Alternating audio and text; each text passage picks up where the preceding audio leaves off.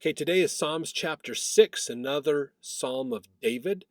This one is to the chief musician at Negioth, Neganoth, upon Sheminith. So this is same person as chapter 4, but he's moved to a new location, it sounds like.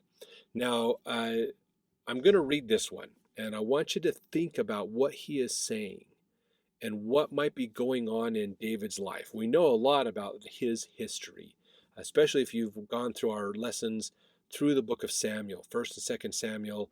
You've studied those things, you've worked on that to understand King David's life more. I'm going to read these, but I want you to think about what part of his life do you think he is in when he wrote this? What was going on in his life at that time? So starting with verse 1, O Lord, rebuke me not in thine anger, neither chasten me in thy hot displeasure. So he is praying to God. Have mercy upon me, O Lord, for I am weak. O Lord, heal me, for my bones are vexed. My soul is also sore vexed, but thou, O Lord, how long? Return, O Lord, deliver my soul. O save me for thy mercy's sake.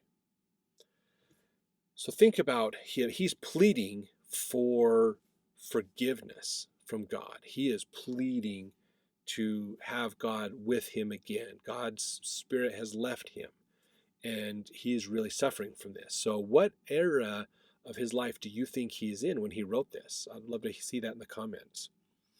Verse 5, for in death there is no remembrance of thee. In the grave who shall give thee thanks?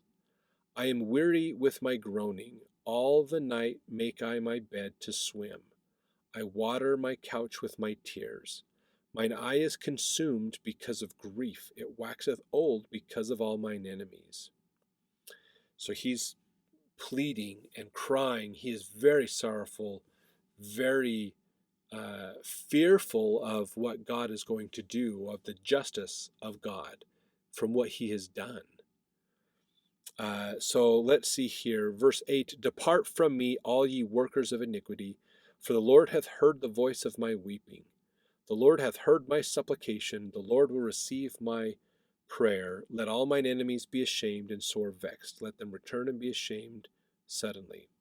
So he's confirming that God is hearing his prayer, and that is going to help him to prosper and have success.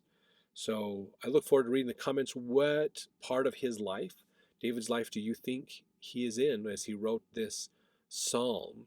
And how often sometimes do we feel this way when we've done something wrong? We need to repent. We could probably relate with David in some of those instances. So if you have any other comments or thoughts, put them down there in the comment section and look forward to that as well. We'll see you in the next chapter.